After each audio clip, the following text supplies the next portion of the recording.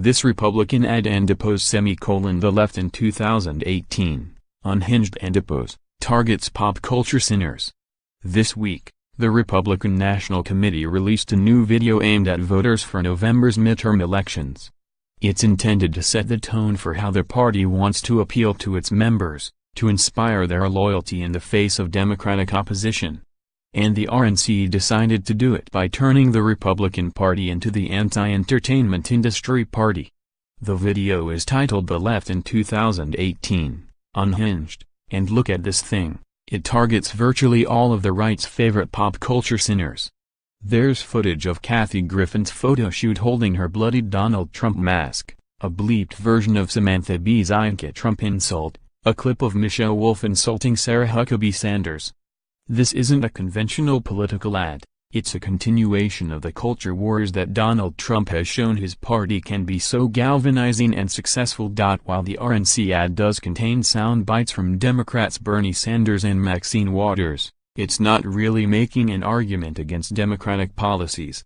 What this really is the Fox News-ification of political advertising, hitting all the pop culture fake news stories that Fox and Friends and Tucker Carlson Tonight invent and repeat go over again and again. The audience for this ad understands what it is, and approves. On both YouTube and the Reddit page called The Donald, commenters write many variations of, "Republicans never would have made an ad like this before Trump." That is absolutely correct, and another sign of how Trump has de-intellectualized political thinking in the country. There's a long tradition of appealing to the emotions in political ads. In the so-called Daisy ad in 1964, for instance, Lyndon Johnson's campaign attempted to paint Republican Barry Goldwater as a man who'd take us into a nuclear war. In 1988, George W. Bush's campaign used the racially charged Willie Horton ad featuring an African-American man convicted of murder against Bush's Democratic opponent Michael Dukakis.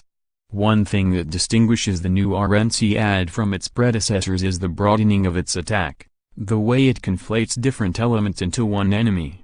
It insists that Democrats are radical leftists, even though you know very well there are many Dems with very middle-of-the-road, even conservative, beliefs. It slaps the word unhinged on liberals, when of course the only prominent politician whose behavior could fairly be called unhinged would be Donald Trump at one of his many campaign rallies. The idea of this ad is to get you to think that a vote for any non-Republican is a vote for Samantha Bee's rudeness, or a vote in support of Kathy Griffin's shock tactics. It steers away from anything substantive, such as Republican positions on immigration or the Supreme Court justice process. It's a depressing ad. It's also probably an effective one,